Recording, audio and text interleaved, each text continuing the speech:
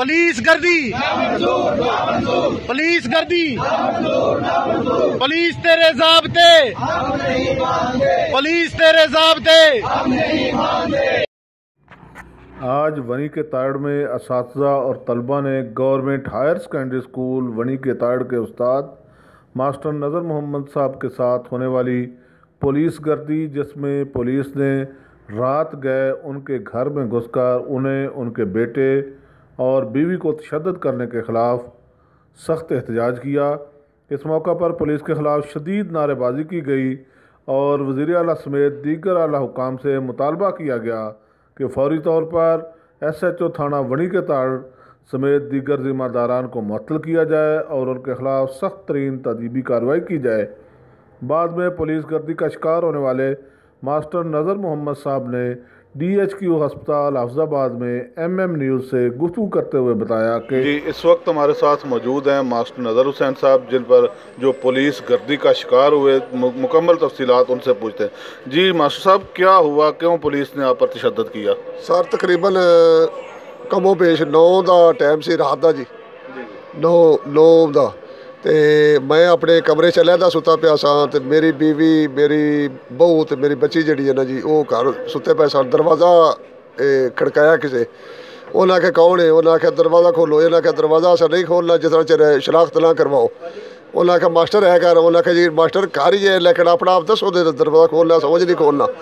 वो सर 2 बंदे जेडे ने सिविल यूनीफार्म उत्ते चढ़े ने, उन्हें दीवारा फलांग के मेरे घर ही दाखिल होए ने।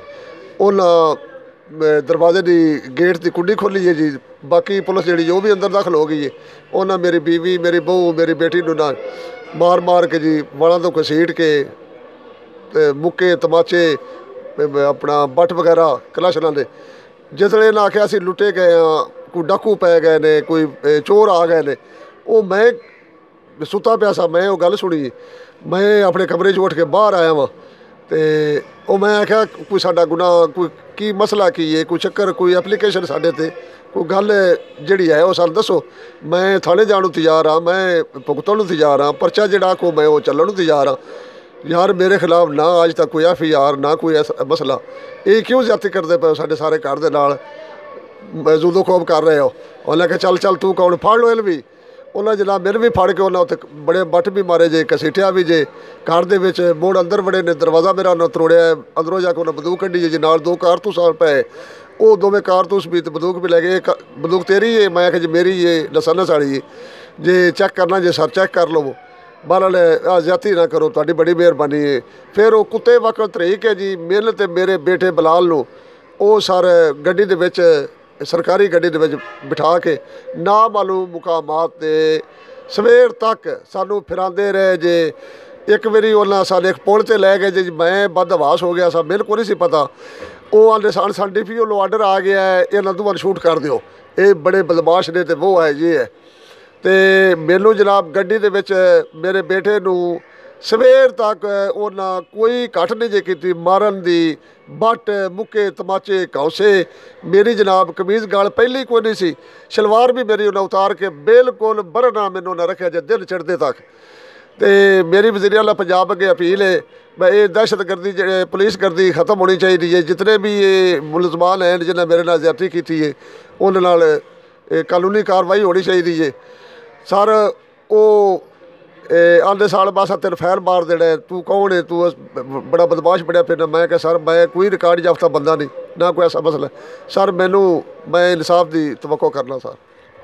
मास्टर साहब, पुलिस ने आप पर तशद्दुद क्यों किया, क्यों उन्होंने ये सारा कुछ किया, क्या कहते थे आपको?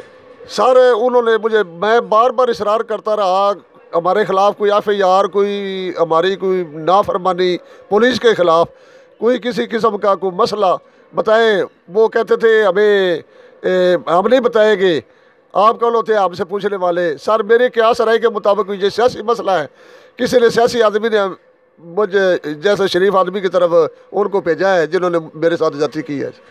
क्या आपका किसी सियासी पार्टी से कोई तल्लक है? तल्लक सर जी मेरा हुण इस टाइम इमरान नाल है, पहला नवाज शरीफ नाल सी। यानी सियासी तौर पे आप पर यह तशद्दुद किया जाए। जी नाज़रीन, जैसा कि आपने सुन लिया, मास्टर नज़र हुसैन साहब अपने साथ जो पुलिस, उनके साथ पुलिस गर्दी की गई, जो तशद्दुद किया गया, तफसीलात उन्होंने बताई। जब कौम के मेमारों के साथ इस मुल्क में ये सलूक किया जाए तो बाकी पीछे क्या रह जाता है, बाकी फ़ैसला आप ख़ुद करें। हमारा तो वज़ीर आला पंजाब और दीगर आला हुकाम से यही मुतालबा है कि पुलिस गर्दी करने वालों के ख़िलाफ़ कार्रवाई की जाए और नज़र साहब को इंसाफ मुहैया किया जाए। गुलजार चौहान, MM न्यूज़, हाफिज़ाबाद।